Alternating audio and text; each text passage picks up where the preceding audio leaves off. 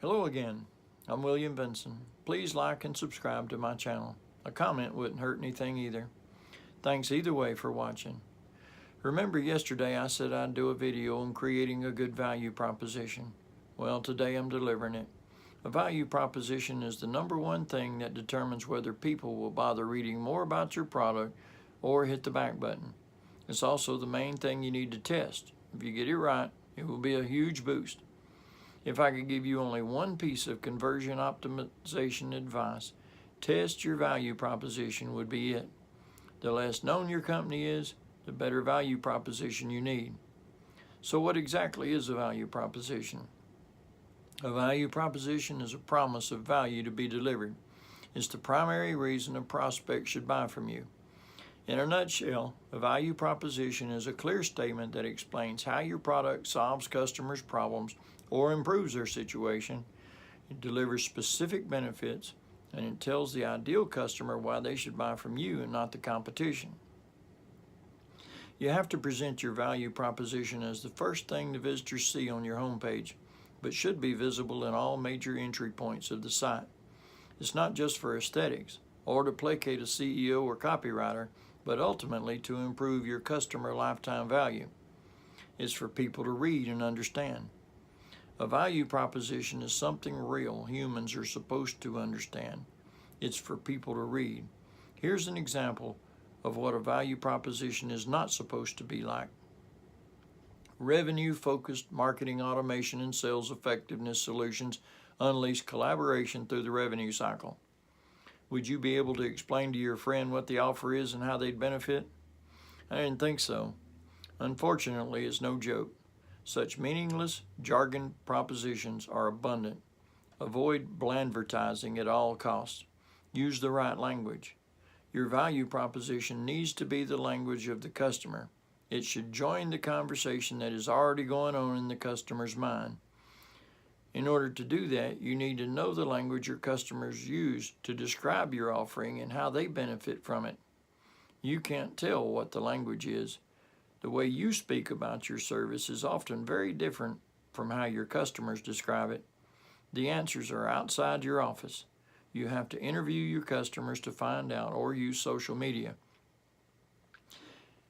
What the value proposition is not, it's not a slogan or a catchphrase. This is not a value proposition, L'Oreal because we're worth it. It's not a positioning statement. This is not a value proposition, America's #1 bandage. Heals the wound fast, heals the hurt faster. A positioning statement is a subset of a value proposition, but not the same thing. What the value proposition consists of, the value proposition is usually a block of text, a headline, subheadline, and one paragraph of text, with a visual, a photo, or a hero shot, or graphics. There is not one right way to go about it, but I suggest you start with the following formula. A headline. What is the end benefit you're offering in one short sentence? You can mention the product and or the customer. It needs to be an attention grabber. A subheadline or a 2 to 3 sentence paragraph. A specific explanation of what you do or offer for whom and why it's useful. And 3 bullet points. List the key benefits or features. Visuals or images communicate much faster than words. Show the product, the hero shot, or an image reinforcing your main message.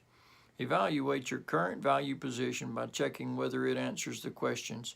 What product or service is your company selling? What is the end benefit of using it?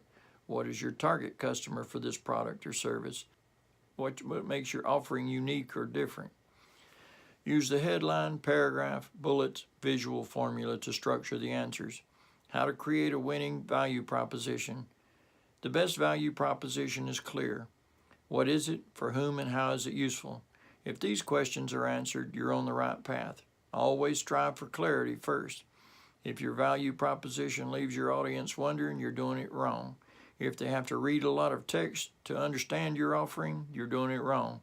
Yes, sufficient amount of information is crucial for conversions, but you need to draw them in with a clear, compelling value proposition first. Research by Marketing Experiment says that the key challenge companies have is identifying an effective value proposition followed by communicating it clearly.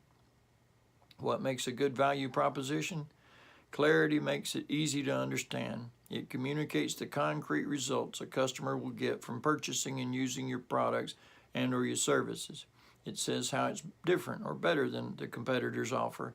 It avoids hype, like never seen before amazing miracle product, superlatives like best, and business jargon, value-added interactions.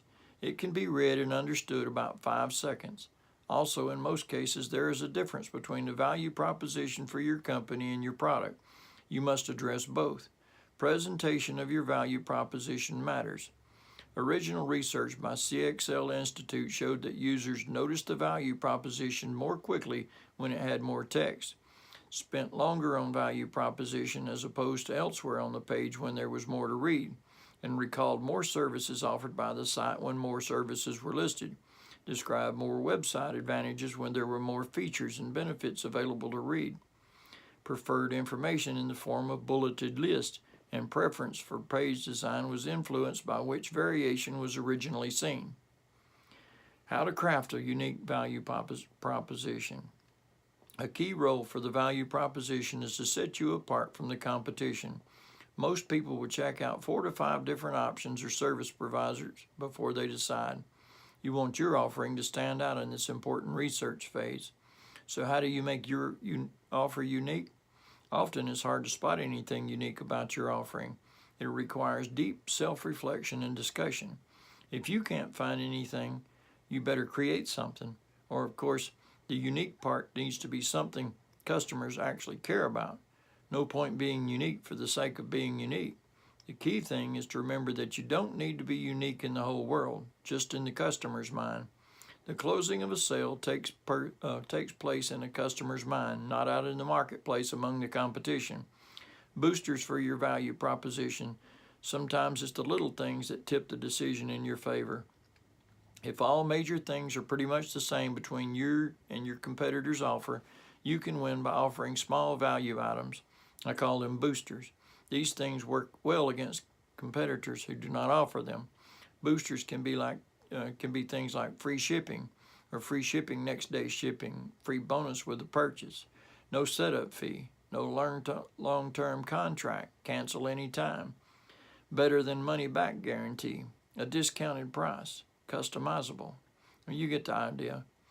Think about what things you could add that wouldn't cost you much but could be attractive to some buyers. Make sure the booster is visible with the rest of the value proposition. I'm sure this will help you create your value proposition and do a very good job of it.